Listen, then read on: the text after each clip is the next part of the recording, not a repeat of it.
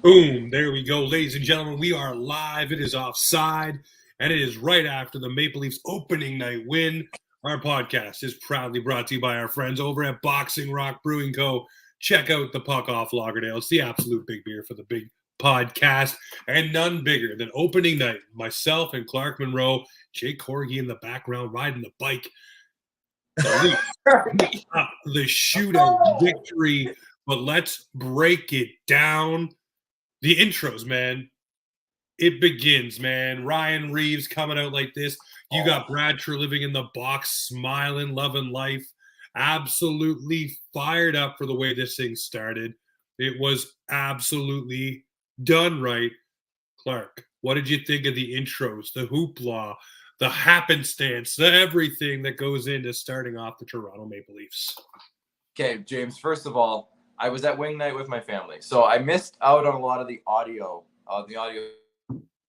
intros, but I did pay attention. Sorry if I cut out there for a sec. I did pay attention to a lot of the visuals, and the visuals are fantastic. For the most part, it was a typical kind of Leafs introduction, kind of classy, not too wild, but at the same time, as soon as I saw Ryan Reaves come out there and give the flex and tap his arm, I was like, okay, listen, this is a different vibe for this team this year. Ryan Reaves is getting in a fight tonight, and he did. He got in a fight tonight. And James, we talked about it, 2 weeks ago, 3 weeks ago on the show? We talked about opening night against Montreal.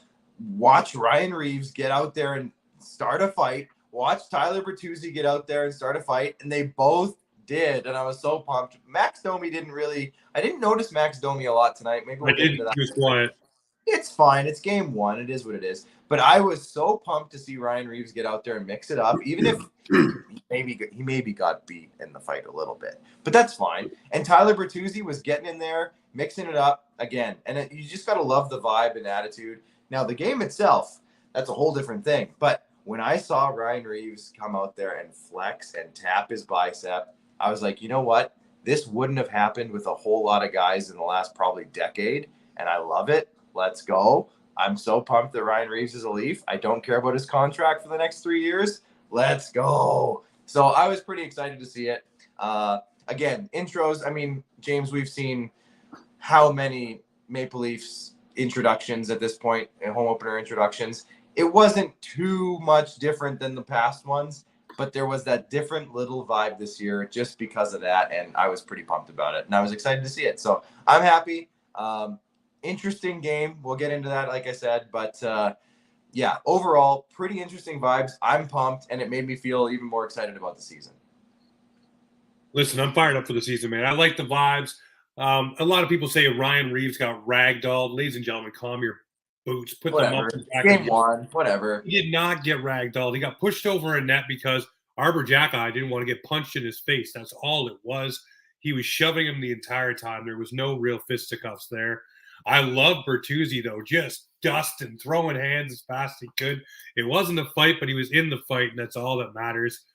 He dragged everybody else in, though, James. We talked about this several times. He dragged everybody else in. He got into it, and everyone. Mark Giordano, Jeremy said it when we were watching the game. Mark Giordano from the top rope. He came out of nowhere and jumped right in there. Literally, he was like an eagle, man. He was like, ah! He jumped right in there, and you gotta love it. And here's the thing: is that James, it's not always important that a guy just face washes a guy in a scrum. It's important if everyone else jumps in there and gets behind him. And I feel like that's something that the Leafs have lacked in recent years. And I think you'll agree with me 100% here, is that even when Michael Bunting got into it last year, because he was like our designated guy, I didn't see a whole lot of people getting in there with him. Tyler Bertuzzi tonight got into it, and everybody jumped in with him. And I feel like that's a really big difference. I feel like that's a vibe thing. And I said this with the introductions. But I feel like the vibe is just different around these guys, and they have the ability to do that, and that's something the Leafs haven't had for years. So that, even in itself, just to see Mark Giordano jump off the ice to get in there, and everyone else on the ice at the time jumped in, you gotta love it. Listen, they're playing for the team, buddy. The team. It was a mentality thing. Everybody's sticking up. And by the way, Ryan Reaves, to start that first period, 2 big absolute hits. The second one draws Jacki in, and gets the Leafs on the power play, something I told you would happen. He would piss people off, get under people's skin, and make them take those instigator, retaliatory, or penalties. And that's what he did tonight. And it worked out well for the Toronto Maple Leafs. You cannot be mad about that. The other thing for me, I like another piss and vinegar guy, but he was Gregor-rrific, and that was Noah Gregor.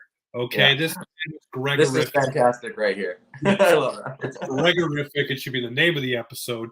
He scored a goal. The guy came in on a PTO. He earned his way onto this team by being an absolute beast. Should be fine for a bit, but and I love him. Love him on that fourth line. That fourth line did not look out of place at all. So I love the fact that it goes the way that it went. And look, Noah Gregor-rrific, man. What do you think of Noah Gregor, Clark? Come on. Well, first of all, I've been following Noah Gregor for a long time. Obviously, you know, I have a bit of a WHL connection with him just because he was always a rival. He was always on the Warriors and I was with the Pats, and he was always on the Prince Albert Raiders while I was with the Pats. So, and Victoria, but that was a small portion of his junior hockey career. But I've always been a real fan of Noah Gregor, just the style of play that he had, the speed, the scoring ability that he had. And now, I heard it in, I think Brad Treliving talked about it a little bit in his press conference just recently, just the other day, that Noah Gregor, listen, he was a prolific scorer in junior. He put up a lot of points. And since then, and I think, James, we talked about this last episode, but since then, he's been able to find his way into the NHL. And prolific scorers in junior don't always find their way into the NHL. You have to find, depending on who you are, of course, you have to find something else that makes you stand out from everybody else. If you can't be a first-line winger, not everybody can, you have to find something that makes you stand out from the rest. And Noah Gregor has been able to find that in his professional career so far. Yep. He's got the speed, he's got the forechecking ability, and he's got a little bit of tenacity in his game that not everybody can always find necessarily, especially if you're a star in junior. You don't always have to be that guy, but he's been able to find that. And it's early, but he did score the first goal. And James, not only did he score the first goal, he revealed the goal song, James, that we were all waiting to hear. Pursuit of Happiness. And at first, I didn't really realize what the song was. And then it kind of kicked in a little bit, and I was able to understand what it was. And I kind of dig it. I kind of like the goal song. So I'm going to – now, here's the thing. For those who don't know, I have a bit of a background in hockey myself. I was a game day director in the WHL. I chose the goal song for the Regina Pats for 3 straight seasons. And my songs were always EDM, dance, you know, like fist pumping songs. So this is right up my alley. I'm a big fan of this direction that they're going in. So I'm a fan of it. And the fact that Noah Gregor scored the goal to reveal it just kind of seems kind of pretty cool for me. So I love it. And you know what? I think Noah Gregor already has shown signs, but showed signs in preseason and showed signs tonight that he's a pretty damn good fit in that fourth line left wing spot. And, you know, it's just, you know, we'll see where it goes from here. But I think for the most part, we're going to like Noah Gregor. I'll just say that. No, we're definitely going to love Noah Gregor. And we're talking about Noah Gregor being a prolific scorer in junior. Of course, not in the NHL ranks. A couple of comments filtering in. You know what, James? I'll cut you off, though. He scored 10 goals last year. Like, that's not nothing. He scored 10 goals last year. No, nothing. I know. Definitely, I agree with you. I'm not saying, but I'm just saying some people say, you hear prolific scorer and people think 30, 40, 50 goals. And obviously, that's not what he is. But we shall see where it goes with Noah Gregor. But the guy that was on the roll tonight was Mr. John Klingberg. Oh, my. This guy can help wheel and deal the puck. Obviously, I think he got 3 assists tonight. He made that power play look more lethal, more dangerous. He had guys – Montreal had to think more of what they were doing on the penalty kill because of that shot at the point, because of now it's no longer just the guys down low firing the puck or from the hash marks. There is a legit bomb from the point that can filter in and have goals be knocked in greasily. And I love it. I love greasy things. And Klingberg, he kept that puck in, and the goal happened with Wheel and Nylander. I love that one. But Klingberg tonight, man, oh my. Tell me that I am not crazy. This guy may be the camp of a couple of years ago where we're like, this is the most underrated of the signings that we did. Yeah, and you know what, James? I was a big proponent of this because you know my stance on how the Leafs blue line production has been over the last few years. I don't think it's been there. And I think that there's a lot of people that will say, for the last few years, the Leafs blue line has been soft. They've been offensively skilled guys, a lot of offensive guys, a lot of puck movers. They like to use those buzzwords. But to me, I look at the numbers, and there hasn't been a lot of guys that have actually put up legitimate numbers for the Leafs blue line. And we've talked about this, so I hope I'm not repeating myself too much from past episodes. But the numbers haven't been there. Yes, they've had Sandin. Yes, they've had Liljegren, who I don't even know at this point if you can really call him an offensive defenseman the way he's been playing over his career so far. He hasn't proven that yet. He's been more of a two-way guy, if anything. TJ Brodie hasn't been an offensive guy. Jake McCabe, he could be, but he hasn't been. Justin Hall, I don't need to say too many things about Justin Hall. Jake Muzzin wasn't really an offensive guy. Mark Giordano's way past that point in his career. So we're looking at a blue line, and Morgan Rielly's been fine, so I'm not going to say anything about Morgan Rielly. But we're looking at a blue line that maybe some of them have been categorized as offensive guys or skill guys. Maybe they're not the most physical guys. Sure, I'll give you that. They're not the most physical guys, but they haven't been productive. And I think John Klingberg comes in as a guy who's definitely looking to prove himself. He's in kind of a make or break point in his career. Right shot defenseman, very offensively based. He's also got some size that I think people forget about. I think he's 6'3". Not that he's like physically imposing, but he's got some size. Right shot guy who the Leafs, Tyson Barrie tried, but it didn't work. But this is a guy who's coming in as another legitimately offensively producing type of guy. And I just think the Leafs haven't really had that secondary option outside of Morgan Rielly ever. I'm going to say ever. Like maybe back to Nikita Zaitsev's rookie year, which feels dirty to say. Like that feels gross. He was a 40-point defenseman, though. He was good. What are we going to say? He was good in his rookie year. So it is what it is. But I feel like they haven't had a guy to supplement Morgan Rielly almost ever since Morgan Rielly has come into the league. And I think that's a really important piece. And I've said this for a couple months, and you've heard me say it. I think that's an underrated narrative that the Leafs defensive group hasn't been productive offensively, even though they've been labeled as soft and skilled or whatever you want to call it. They haven't actually been productive. John Klingberg comes in tonight. Did he actually get 3 assists? Is that official? Or because I saw 2 for sure. Can you check that for me? I cannot check at the moment. That's fine. I'm device limited, but my boy Jay Corgi 37 is going to hook me up here. He's going to hook us up. So he's going to tell me the official numbers in a second when he finds it. And I just still doesn't matter. You still set up the William Nylander goal that sent the Scotiabank Center into a frenzy. Absolutely. He had at least 2 assists, very important assists. And we get to a point where we saw Morgan Rielly on the power play for years. And Morgan Rielly was fine on the power play. I'm not going to say anything bad about that guy. Big fan of Morgan Rielly. But how many times did we see Morgan Rielly wrist shot a soft shot into a shin pad? How many times did we see Morgan Rielly just try to get rid of the puck instead of actually making a play? Like there's a difference between getting rid of the puck and actually making a play. John Klingberg tonight looked calm, poised, looked smart, looked like he actually had a plan when he was getting rid of the puck, and he made plays happen. And I'm again, if Morgan Rielly came in next game and played power play quarterback, I wouldn't complain. But the fact that John Klingberg looks so good back there, this could be a game changer, and this power play could go from the last couple of years top 2 to dominant. If this is going to be the way he's going to play, and it's early, it's Montreal, say what you want to say. But if it's going to be like this, that could legitimately be a game changer. And on top of that, James, you know what happens when John Klingberg is your power play 1? It means Morgan Rielly is your power play 2. And he's a power play 1. So think about that. It just makes everybody better. So I'm very excited about this. Nylander's goal wouldn't have happened necessarily the same way if Rielly left-handed shot was making that pass. John Klingberg made that pass. And I can't say enough good things, so I'll maybe leave it there. But I think great first impression, and I'm really excited to see where it goes. Jeremy, do you have the numbers?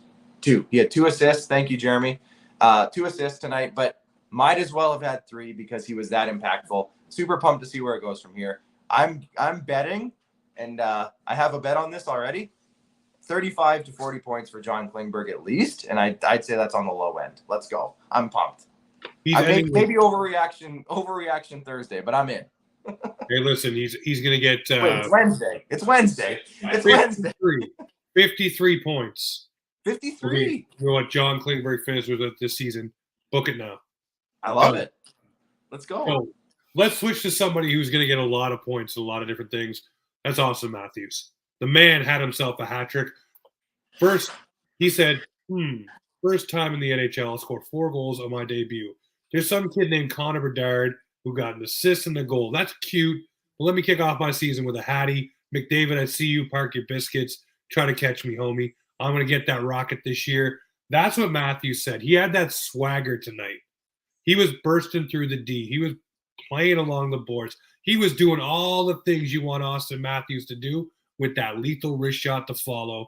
And that boy got himself a hattie tonight. Set the Leafs up so nicely. Clark, what do we got to say about Austin freaking Matthews? I mean, his 8th career hat trick. I saw the stat flash up. And James, is there a more I don't want to say snake bitten because that's not the right word, but is there a more stuck at 2 goals every time guy than Austin Matthews? Like 8 career hat tricks for this guy. What season are we at for Austin Matthews now? Like his 6th or 7th season now? The fact that he only has 8 hat tricks feels like a crime. Like he should have like 40 hat tricks at this point, the way he plays. Had so many 2-goal games, it's not even funny. So many 2-goal games. And you look at the goals he scored tonight. Obviously, that first one was like, kind of a crazy rebound or like a bounce that went to him. But he sniped it. The second one, Jeremy even said it because Jeremy's a goalie at heart from the past. He's a historical goalie. And he even said that goal goes in on 100% of goalies. Like that he snuck it in by his skate. That goes in on everybody. And that's a goal scorer's type of goal. Like not everybody can do that necessarily. By the way, can we pause for a moment on that one and just say how ballsy it was with 4:34 left that Guy Boucher said, let's take the goalie out and go see if we can get a play in the offensive zone. Hello, things we never do before. That was one of them right there. Yeah. Or is it Guy Boucher or is it Sheldon Keefe Unleashed, James? Hey, it's pretty much both because Keefe has the final word. Yeah, I love it either way.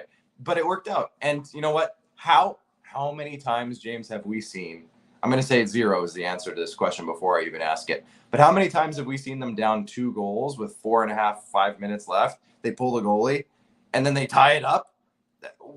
0?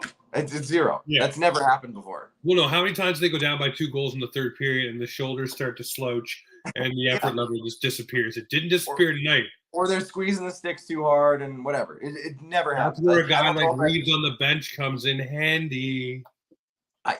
Thank you. I don't know if I've seen it happen anyways. It might have happened once or twice, but it's been rare. And the fact that it's Austin Matthews leading the way, you gotta feel so good about that this early in the season.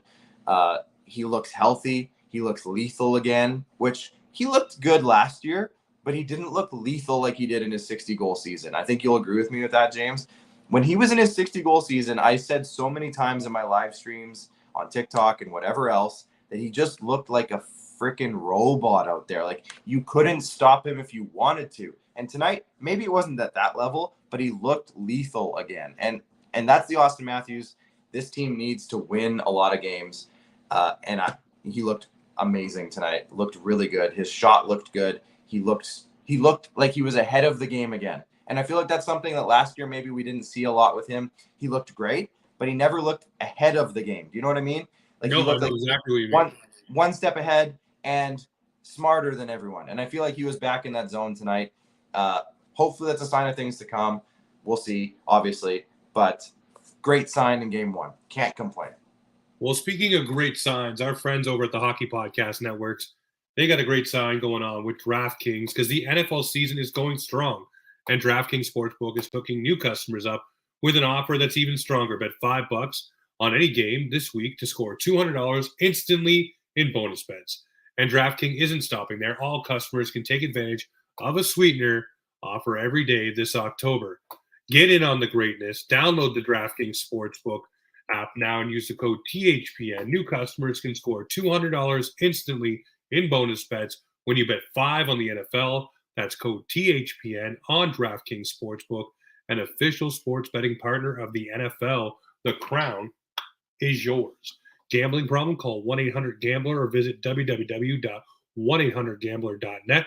In New York, call 877-8-HOPE-NY or text HOPE-NY 467-369. In Connecticut, help is available for your gambling problem. Call 888-789-7777 or visit ccp.org.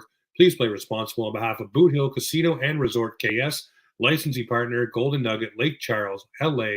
21 plus, age varies by jurisdiction, void in Ontario. Bonus bets expire 168 hours after issuance. See sportsbook.draftkings.com/football. Terms and eligibility and deposit restrictions apply. And responsible gaming resources. So check out our friends over at the Hockey Podcast Network and check out our friends over at DraftKings. Get her done. Speaking of getting her done, my friend, William Nylander, a lot of people saying this game, where's Willie? He hits one off the bar and then he gets that snipe on the power play. I'm looking at William Nylander saying, leave him on the wing. That's where he belongs. Figure out who you're going to use for your third line center. If it's Minten all year long, we'll talk about him in a minute. Or if it's going to be Pontus Holmberg or X, Y, or Z, leave him where he is. Pay the man some money. Get him locked up. This guy, this core, they're looking like it's going to be fun this season. Let's see what happens.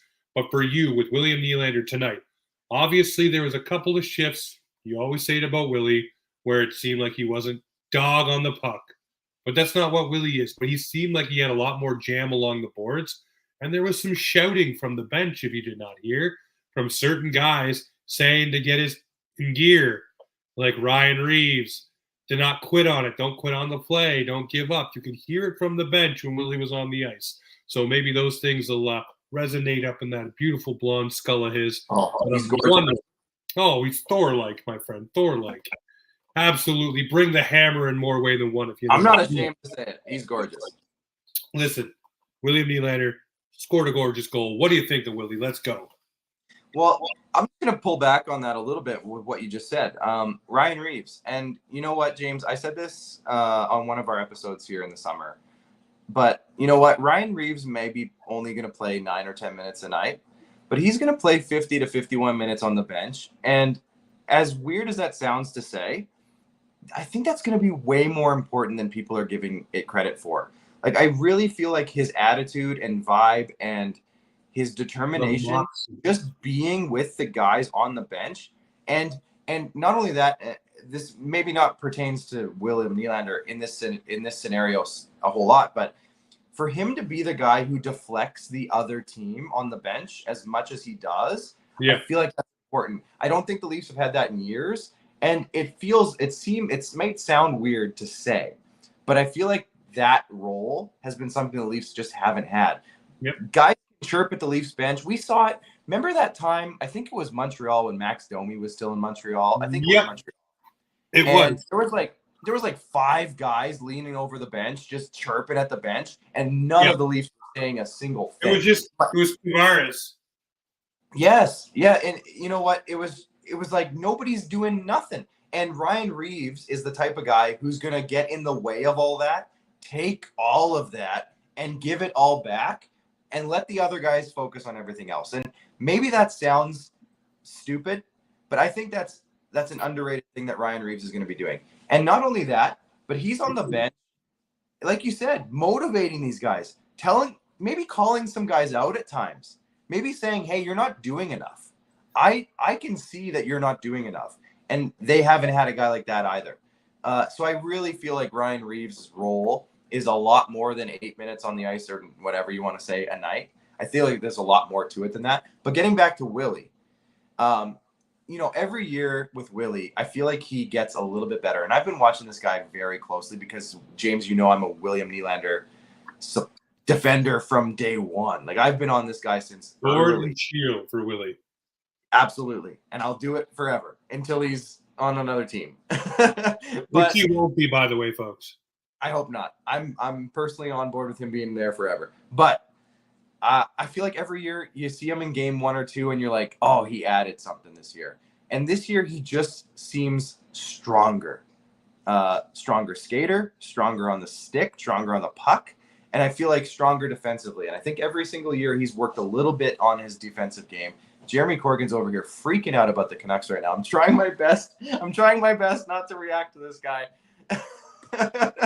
But I feel like William Nylander, again, every single year he adds a little something. And tonight I just noticed maybe he didn't have his best game of all time, but he looked stronger. He looked a little bit faster. He looked smarter. And again, maybe that's minor things, but with Willie, it's just adding little pieces to his game every single year. And I feel like tonight I saw a little bit more than I did last year. And James, if you remember, last year he had 40 goals and 47 assists. He was pretty good.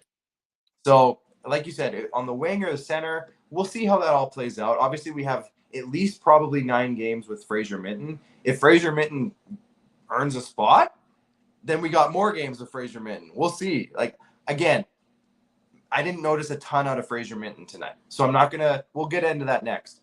But I really, really liked Nylander's game. If he's on the wing, we know what we're going to get. We're going to get an 80 to 90, maybe more points winger. Yep. And he looked strong. He was strong on the power play, everything. So I'm feeling really great about William Nylander's game. I'm feeling good about Willie's game so far. Obviously, one game, a 6-5 shootout win if you're just joining us now for the Toronto Maple Leafs over the Montreal Canadiens to kick off the season. Speaking of the other 2 young guys, Knies and Minten, I look at Matthew Knies and say, hey, this is a guy who, again, was stripping pucks, battling hard, not giving up on plays, not quitting for an inch of ice, which I love. He was so down on himself for taking that penalty in overtime with the player driving around the Leafs net. Obviously the coaching staff will tell him not to be so hard on himself. The Leafs picked up the victory. It is what it is there. Fraser Minten, for me, he did look fine on that third pair, on the third line. He looked like he was doing well. So for me, I look at Fraser Minten and say, hey, he's going to grow into those shoes too. He needs a little bit more meat on his body, though. Getting pushed around there by Montreal Canadiens players a little bit tonight, but that will come as he grows into his spot. So what do you think about Knies and Minten, the 2 Leafs super rookies? Oh, I love it. So, again, I noticed a lot about Matthew Knies tonight. I saw him out there buzzing around. So I'm getting up with a lot of guys, which is great. And that's what you want out of him because Vancouver just scored. So Jeremy's like, I've never seen him move this much in my life. I've known him for a long time. But Matthew Knies, I saw him getting in the mix. I saw him, like you said, stealing pucks, doing his thing. He had a couple of chances late in the game, which I really like to see. He's getting in there. He's getting some important time on the ice. Now, Fraser Minten, I'm not – sorry. I got a Broadway show going on beside me here. This is fantastic. Fraser Minten, I didn't necessarily – I'm not going to say he played bad. Maybe game 1 he just didn't stand out a whole lot to me. And that's not a problem. He's 19 years old. Here's the thing, though, with game 1 and tonight. We were all excited about big things, so we're expecting big impacts from everyone. So he may have had the impacts that he needed to have, but there was so much other stuff everyone else was focusing on and hyped up for that anything less than those things probably felt like a letdown, to be honest. No, I agree with you there. And here's the thing that I'm going to say, and this is kind of along the lines of what I said about Ryan Reeves, is that, you know what? If Fraser Minten is on the ice for I don't even know what his final time on ice was. I'm going to say 12 minutes, maybe somewhere in that range. But if he's in the lineup, if he's on the roster, that means that you're allowing William Nylander to play in the top 6. And that means that William Nylander is playing with Max Domi and John Tavares. And for me, that's kind of the same way as Ryan Reeves. Like if Ryan Reeves, 11:32. What did he play? 11:32. So okay, I was pretty close. 12 minutes. So if he's on the ice for that time on that third line center role, and yet you're allowing that top 6 to be absolutely loaded. And James, let's be honest, this is probably I don't want to say the best top 6, but it's probably the most loaded top 6 that we've seen in the Austin Matthews era. It is, and it's interchangeable too because you can switch 2 guys out and still have a bomb top 6 by putting up Knies or Yarncroke. Sure, exactly. And I'd feel fine with either of those guys in there as well. But if you're looking at just name value alone and how we saw them play tonight, Bertuzzi and Domi are probably the best couple left wingers that we've seen in the Austin Matthews era. And on top of that, you're having a third line with these two rookies that we're talking about a lot in the preseason, and it's great. But it just allows the lineup to be a lot more balanced. And what I want to see from Fraser Minten, I don't need to see a world beater. I don't need to see a number 1 overall pick in Fraser Minten. I need to see a guy who can hang. If he can hang on the third line. If he can hang at 19 years old for 9 games, we have to remember this isn't a full season necessarily, probably for Fraser Minten. This is a 9-game audition. This is a 9-game resume edition for him. This isn't even a thing where we're expecting him to be in the lineup by November. Like this is the thing we have to remember. So every game he plays is impressive for me. Yep. This is and James, I told you this earlier, I think today. This is, in my recollection, maybe somebody can figure this out for me who's smarter. This is the first rookie I remember in my lifetime that the Leafs have ever done this with and 9-gamed him, which is something the Leafs just haven't done historically. And maybe that's because they haven't had a good enough rookie, but they have had good rookies. The last time I think it was Rasmus Sandin, maybe the only one. But he didn't get 9 games specifically. I think he played like 6 games or something, and then he played 40 games. Yep. They 40 gamed him, but they didn't 9 game him, which is just allowing a really positive camp to get an experience with the team. And I just feel like they haven't done that in my recollection. And maybe I'm missing someone, but I just don't think they've done it. I'm looking at all the Leafs young guns of current day in front of my face, and there's not one that pops off this chart that I can tell you they did that with. And this is all the way back from Zach Hyman to Mikko Lehtinen to Nick Robertson. You name it. They have none of them. Morgan Riley played his first full season. He played his first full season. Kadri, he came up late in the year. That wasn't 9 gaming. And Kadri actually was sent back and was an emergency call-up as well during the season because they had no one. So they called him up. So, you're right. I think back farther than that, I don't think they had any draft picks before that. So, I don't remember anybody. So I don't think they've ever done that.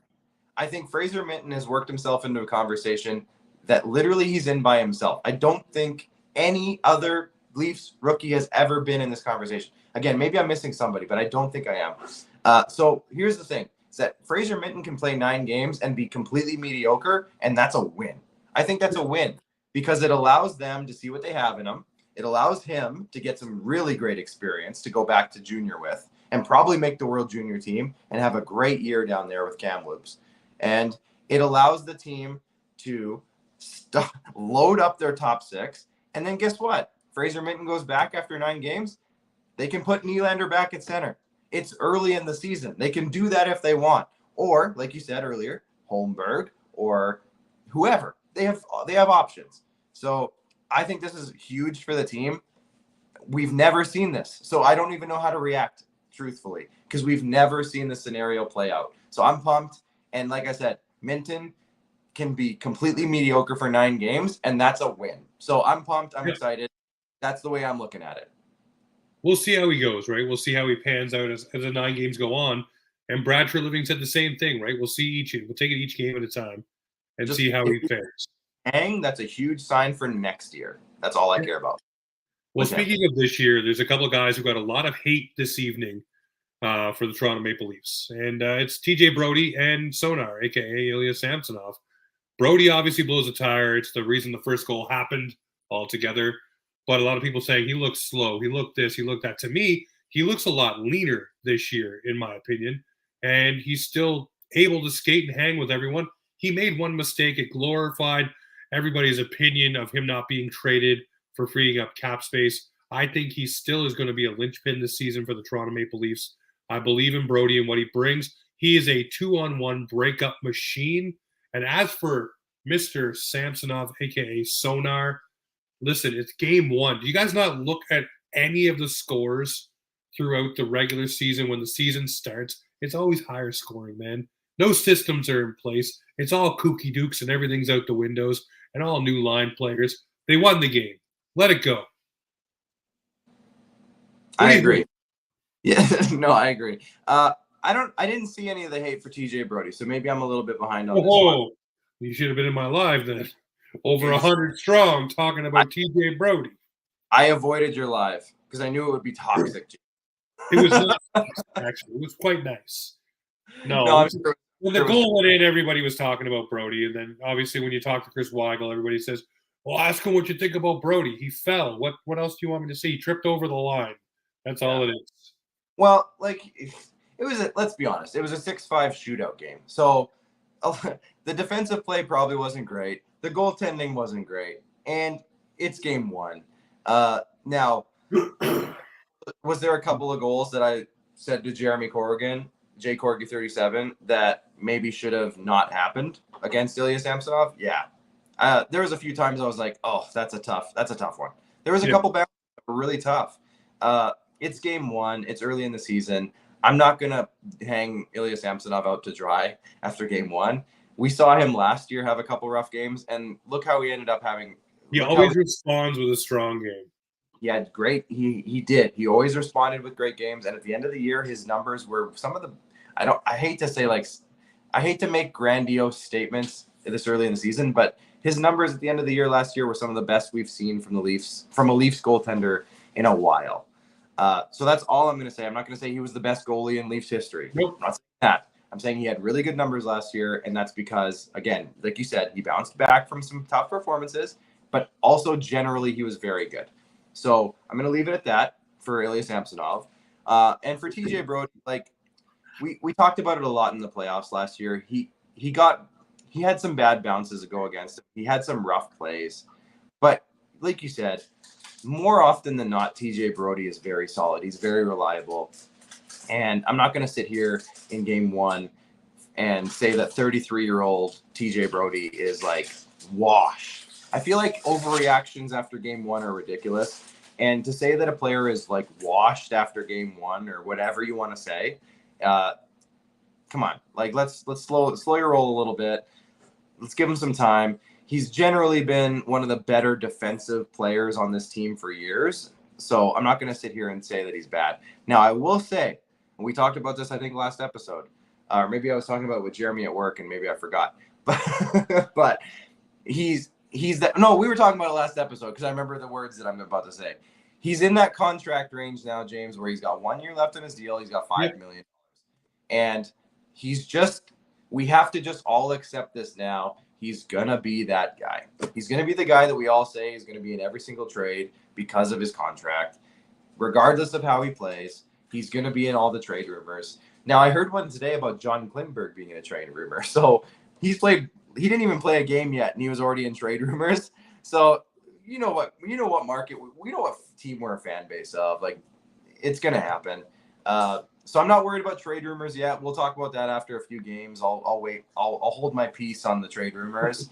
But honestly, if we're hating TJ Brodie and Samsonov at this point, people are just looking for somebody to hate. And can we move past that? Honestly, I hate that every year there's somebody becomes the guy that is the guy. It was Yarncroke before the season started. After tonight, it's Brodie. It'll be somebody new until they latch on to someone like they did with Kerfoot. But I agree with you. Let's spare the hate and enjoy the season. Can we just look at positive things? Can we not be happy about something for a change? Austin Matthews had a hat trick. William Nylander scored. Matthew Knies, Fraser Minten looked pretty good. Noah Gregor scored a goal. What are we doing being mad about everything every single game? Let's just chill and I don't know. It's not going to happen. But it's something that we can maybe start chipping away at. Who knows? Before we move to our last topic of the evening, I want to ask you about the game on the weekend. Kirill Kaprizov and the Minnesota Wild and the Toronto Maple Leafs. Obviously, we got to look the week ahead because we didn't do that on Sunday. We didn't play the week that will be for the Toronto Maple Leafs. What are you thinking on Saturday night? Obviously, it's early.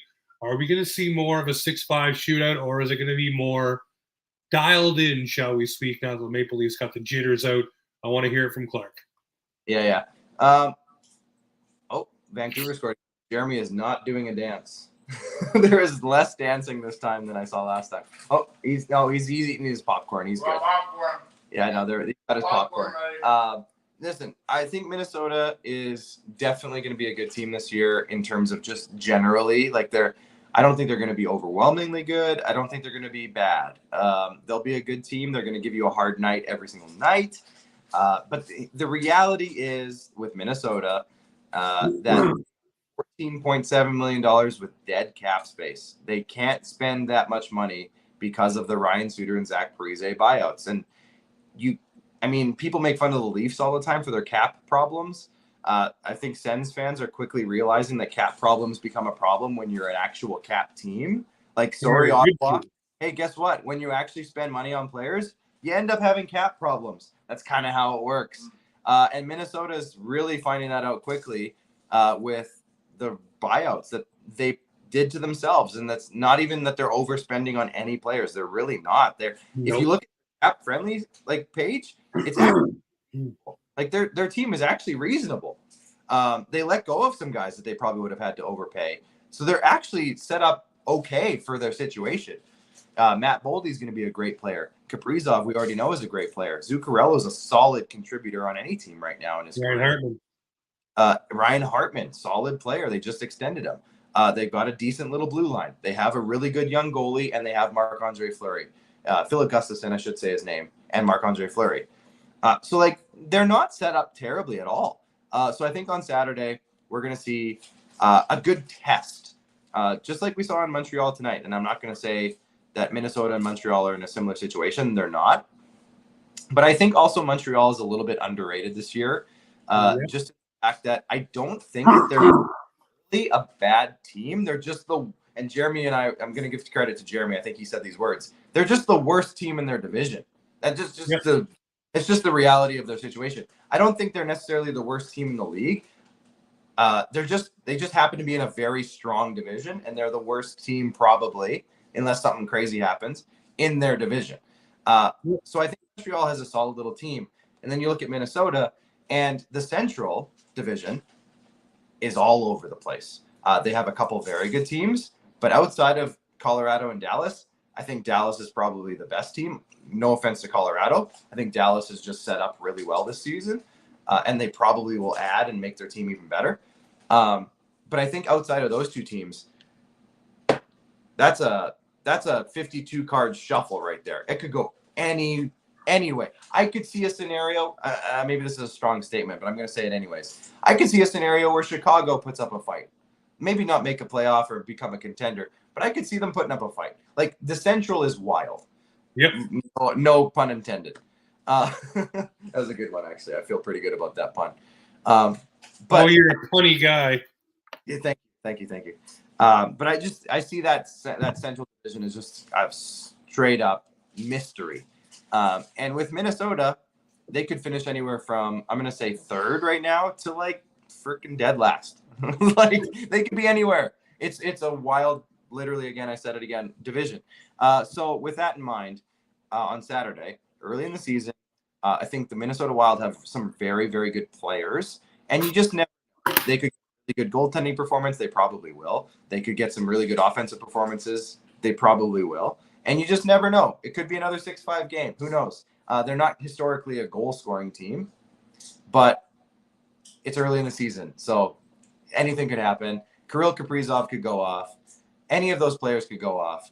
So I look for this as a good test early in the season just because they're a hard team to play against. They have good players. They have good goalies.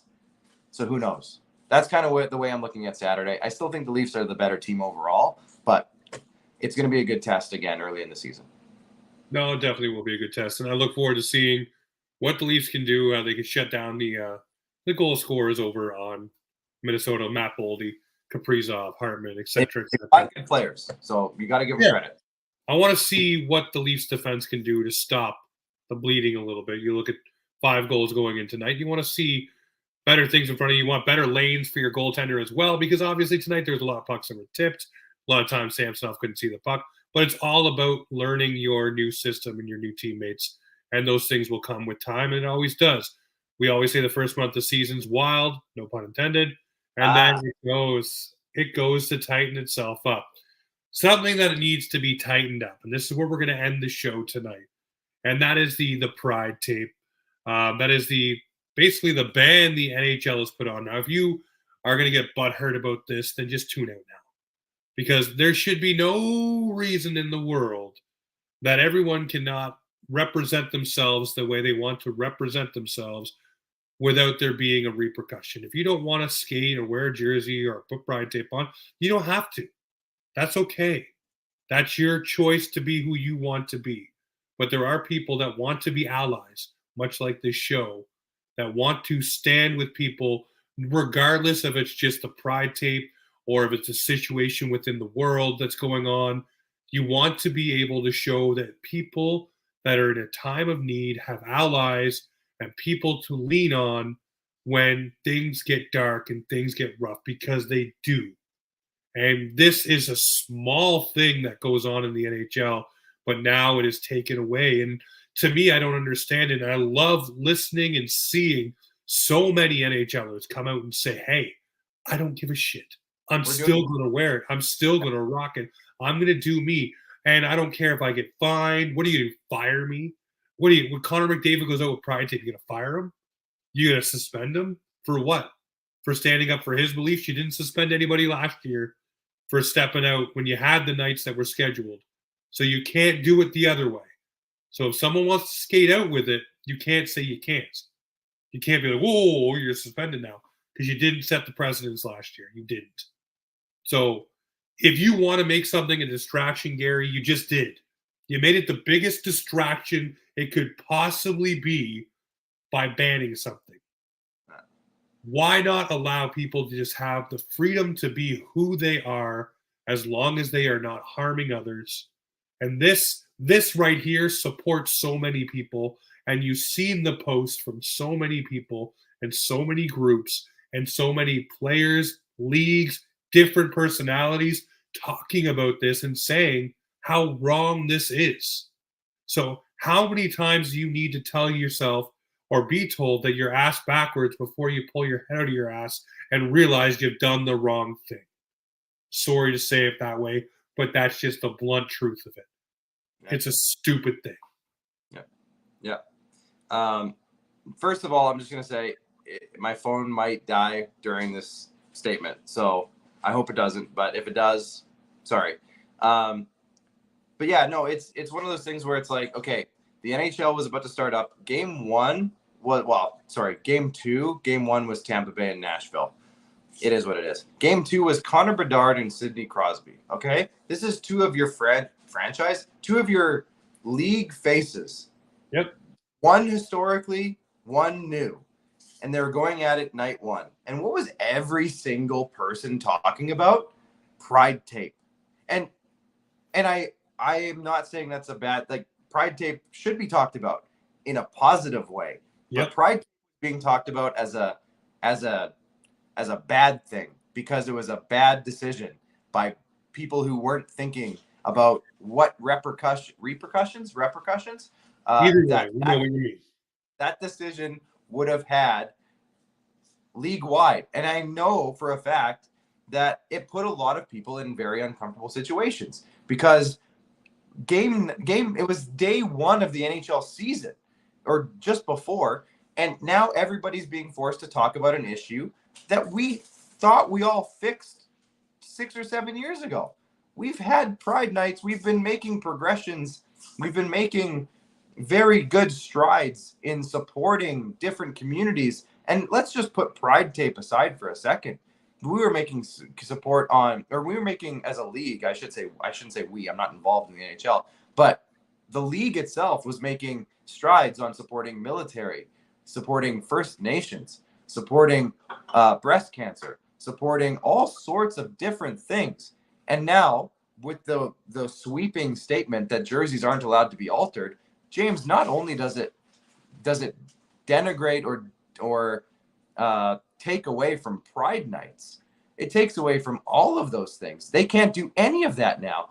How stupid does that sound? It's warm-ups. What are we doing here? This is warm-ups. We're talking about warm-up. I'm going to get into Allen Iverson here. We're talking talking about warm-ups here. What are we doing? Who cares? Why is this an issue? This is supporting people who want to feel included in this sport.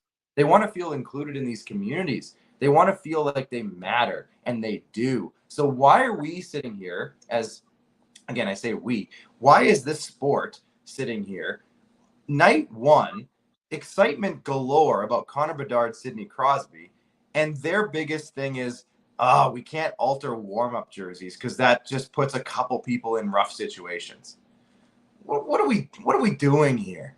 Like, it just feels so backwards. It feels like we just took 4 or 5 years away from everything that this entire league, all the players have been pushing for, working for, trying to make this sport, this league, something that people who thought they couldn't be included in felt a part of.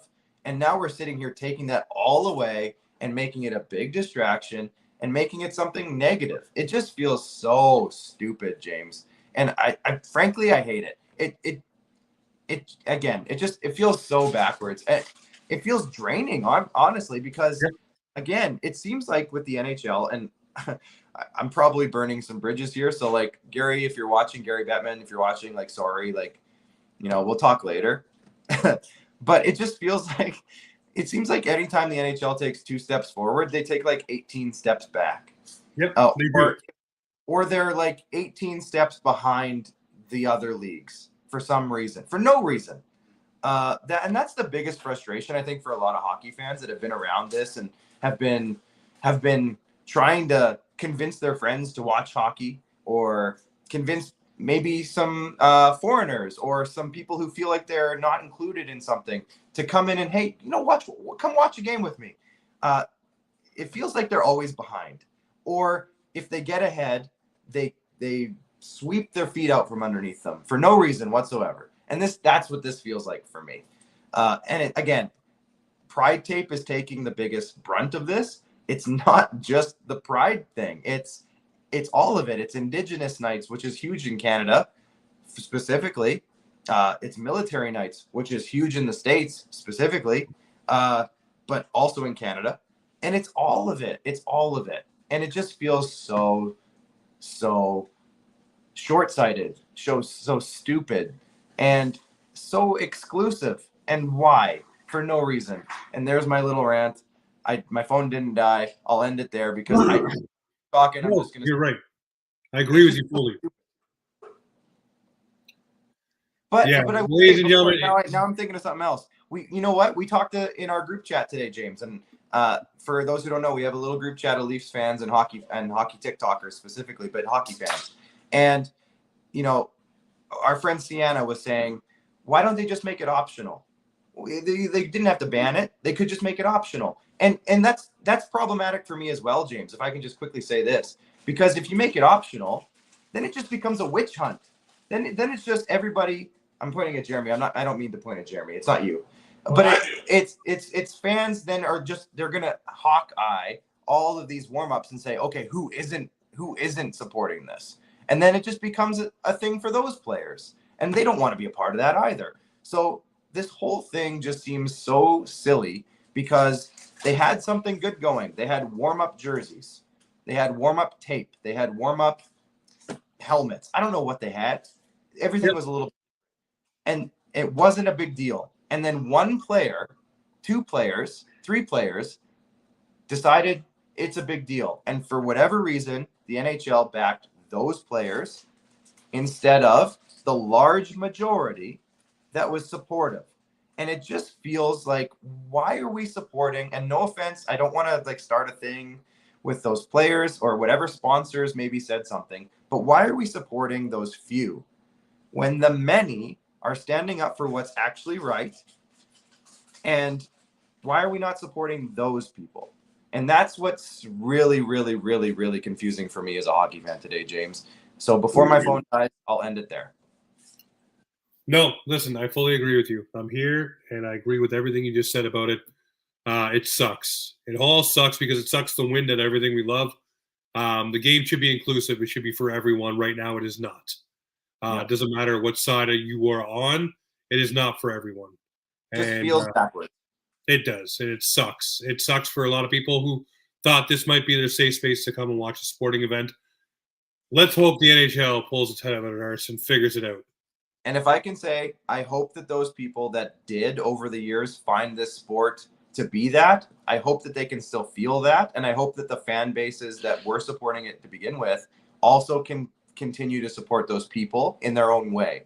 And I hope that that's the case. And I hope that this doesn't make them maybe paint every hockey fan with a brush. And I hope that that's the case. But here we are today talking about it. So here we are. Let's put a bow on the episode. Obviously, the Maple Leafs pulling out a 6-5 win over the Montreal Canadiens in a shootout. And we'll close it with this one. And I quote, Matthews, despite scoring a hat trick, quoted saying, the new goal song doesn't register with him. Oh, Matthews said that. Matthews has just said that moments ago. Well, good thing they're going to have 4 goal songs apparently this year. So we'll see which one does register with Austin Matthews. But maybe he hated it so much it drove him to score more. Elliot Friedman also said he didn't really stick with him either. So I liked it personally, but I'm not Austin Matthews. So, well, ladies and gentlemen, it's a Leafs victory. It's the first one of the season. We will do these kind of podcasts after games if they fall on the right day, which is Wednesdays and Sundays. But ladies and gentlemen, you know what is around these parts. This is Offside Hockey Talk, where the Maple Leafs and hockey come to talk.